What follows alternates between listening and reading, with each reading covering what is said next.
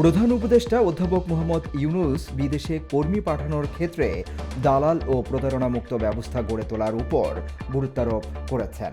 প্রাতিষ্ঠানিক দালাল চক্র, নথি জালিয়াতি ও কাঠামোগত দুর্বলতার কারণে বাংলাদেশের বৈদেশিক কর্মসংস্থানের গভীর ও জটিল সংকট তৈরি হয়েছে বলে তিনি মন্তব্য করেন। বুধবার আন্তর্জাতিক অভিবাসী দিবস ও জাতীয় প্রবাসী দিবস উপলক্ষে রাজধানীর ওসমানী স্মৃতি মিলনায়তনে আয়োজিত অনুষ্ঠানে বক্তব্য রাখেন প্রধান উপদেষ্টা। তিনি আরও বলেন, বিদেশ গমন বিপজ্জনকভাবে দালাল ও প্রতারণার সঙ্গে ওতপ্রোতভাবে জড়িয়ে পড়েছে। এ অবস্থা থেকে মুক্ত না হওয়া পর্যন্ত অর্থবহ অগ্রগতি হয়েছে এমনটা ভাবার কোনো কারণ নেই।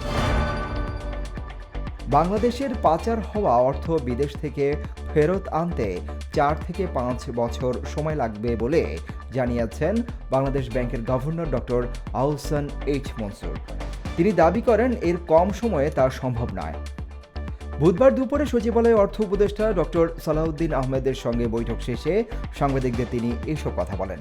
পাচার হওয়া টাকা বিদেশ থেকে ফেরত আনার অগ্রগতি সম্পর্কে জানতে চাইলে গভর্নর বলেন, এ বিষয়ে অনেক অগ্রগতি হয়েছে, সরকার এই বিষয়ে আন্তরিক। রাজধানীর লালবাগে একটি প্লাস্টিক কারখানায় ভয়াবহ আগুন লাগে। বুধবার বেলা 1:30টার দিকে এই আগুন লাগে। প্রায় 3.5 ঘন্টার চেষ্টায় ফায়ার সার্ভিসের 11টি ইউনিট আগুন নিয়ন্ত্রণে আনে। ফায়ার সার্ভিসের মিডিয়া সেলের পরিদর্শক মোহাম্মদ আনোয়ারুল ইসলাম বলেন, বেলা 1:30টার দিকে আগুন লাগার কথা জানতে পারি।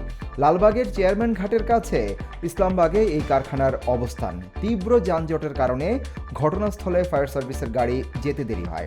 প্রথমে ফায়ার সার্ভিসের 6টি ইউনিট পৌঁছায়, এরপর আরও 5টি ইউনিট গিয়ে আগুন নিয়ন্ত্রণে আনে। Desk report, hello Bangladesh, Dhaka.